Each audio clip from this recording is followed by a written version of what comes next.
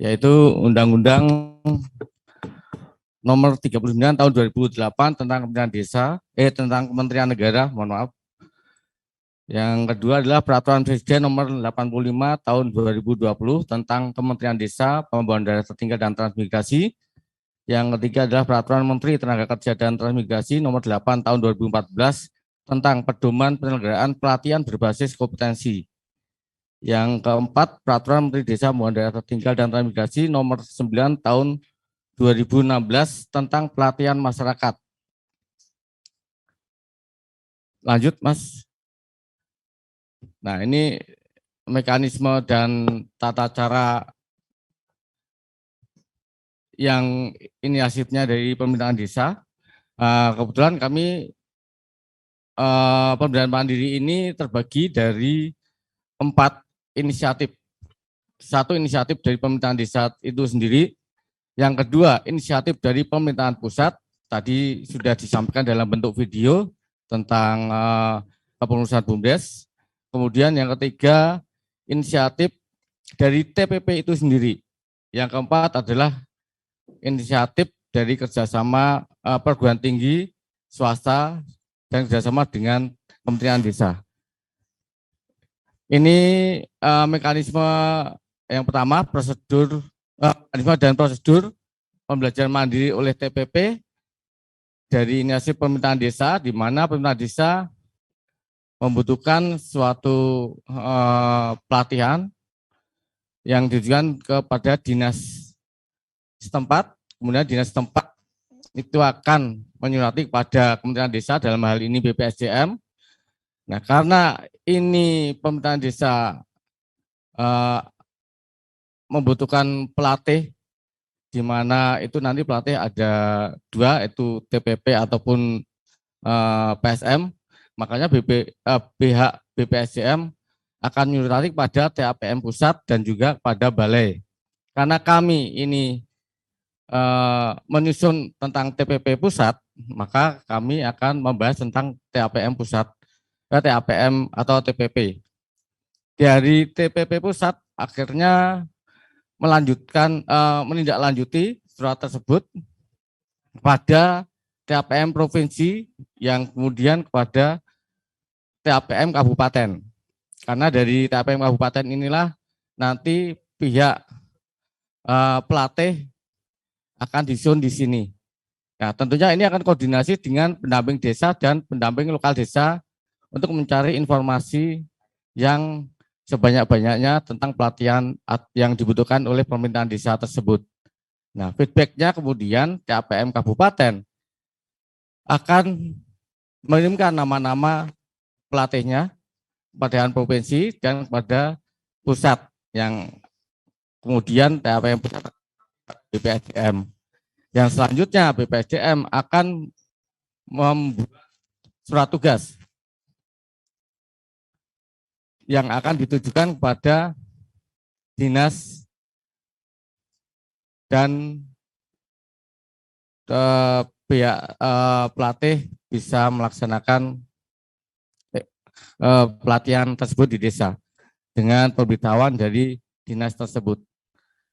Yang kedua, next, yaitu mekanisme dan prosedur pembelajaran mandiri oleh TPP dengan inisiatif dari pemerintahan pusat. Tadi ya sudah sampaikan lewat video tadi bahwa BPSDM mempunyai inisiatif untuk mengadakan pelatihan dan langsung membuat surat pada TAPM pusat dengan tembusan pada balai, dan pusat menindaklanjuti kepada TAPM provinsi, berlanjut lagi ke TAPM kabupaten dan menyusun nama-nama pelatihnya dari TAPM kabupaten, yang tentunya tadi sama dengan yang sebelumnya, koordinasi dengan PD dan PLD untuk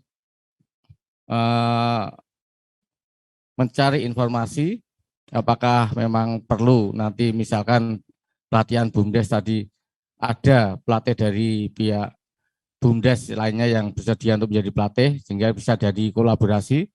Di sini akhirnya nama-nama pihak pelatih akan disusun oleh TA kabupaten dilanjutkan pada provinsi dan pusat akan juga mengirimkan nama-nama tersebut kepada BPSDM. Dan BPSDM akan membuat surat tugas yang nanti akan ditujukan pada pihak dinas dan juga tembusannya pada pemerintahan desa. Kemudian yang ketiga, next Mas, ini adalah mekanisme tentang pembelajaran mandiri oleh TPP dari inisiatif TPP itu sendiri, di mana pihak PLD merasa pemerintahan desa ini mungkin kurang aktif dalam pembelajaran mandiri, makanya pihak PLD mempunyai celah di sini untuk meningkatkan kapasitasnya, perlu pembelajaran mandiri, memberikan informasi kepada pihak pendamping desa, tentunya kerjasama dengan pemerintah desa, sehingga diteruskan kepada TAPM Kabupaten, dan juga dilanjutkan pada TAPM Provinsi dan TAPM Pusat. TAPM Pusat akan mengirim surat kepada BPSDM, dan BPSDM akan memberikan atau membuat surat tugas dengan tembusan balai, dan ditujukan kepada pihak dinas dan pemerintahan desa. Kemudian yang terakhir adalah inisiatif dari dari kerjasama antara perguruan tinggi dan swasta yang bekerjasama dengan Kementerian Desa, dalam hal ini BPSDM. Kemungkinan besar mungkin perguruan tinggi melihat perlunya pembelajaran mandiri di desa, sehingga BPSDM perlu menyiapkan langkah-langkah untuk menyusun nama-nama pelatih yang akan diterjunkan, yang nanti akan kerjasama dengan perguruan tinggi. Yang suratnya akan ditujukan kepada TAPM Pusat, yang tembusannya nanti kepada balai untuk mengetahui, dan TAPM Pusat seperti yang sebelumnya kami sampaikan, ditindaklanjuti ke provinsi dan kabupaten. Dan kabupaten menyiapkan nama-nama pelatih dan juga koordinasi dengan pendamping desa dan pendamping lokal desa untuk segera memberikan informasi kegiatan apa yang sekiranya bisa ditindaklanjutin, termasuk informasi yang lainnya seperti tempat, peserta, dan segala dan lain-lainnya. Nah, dari sinilah akhirnya dari pihak kabupaten mengirimkan nama-nama pelatihnya kepada TAPM Provinsi dan dilanjutkan kepada TAPM Pusat.